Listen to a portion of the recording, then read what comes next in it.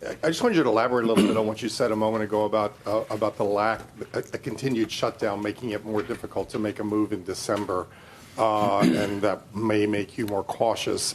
To the degree you are relying on private data that isn't the gold standard, or that you're relying on your own surveys or the Beige Book, do you worry at some point you're going to have to start making policy by anecdote? This is a temporary state of affairs, and we're going to do our jobs. We're going to collect every scrap of data we can find, evaluate it, and think carefully about it. And that's our jobs. That's what we're going to do. If you ask me, could it affect the December meeting? I'm not saying it's going to, but yeah, you could imagine that what do you do if you're driving in the fog? You slow down. So that could or could not. I don't know how that's going to play into things. We may get the data may come back, but there's a possibility that it would make sense to be more cautious about moving. I'm not committing to that. I'm just saying it's certainly a possibility that you would say we really can't see, so let's slow down. As a follow-up in the debate on this meeting, we saw recently some pretty big layoff announcements coming from Amazon and others. Wondering if that figured into the discussion at all, that you're starting to see this tension between growth and employment starting to be resolved, to the detriment of employment.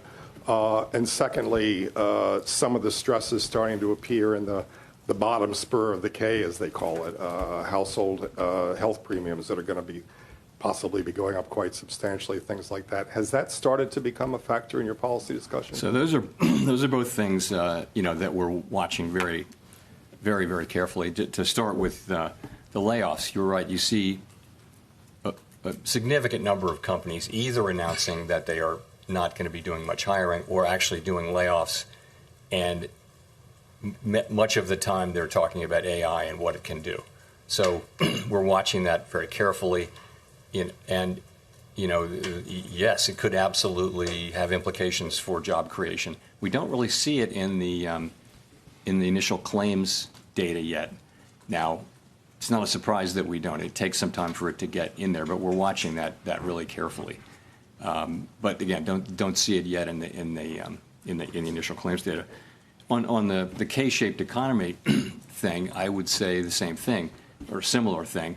We are, if you listen to the earnings calls or the reports of big public consumer-facing companies, many of them are saying that there's a bifurcated economy there, and that consumers at the lower end are struggling and buying less and shifting to lower-cost products, but that at the top, people are spending at the higher income and wealth, and so much anecdotal data on that, and so we think there's something there.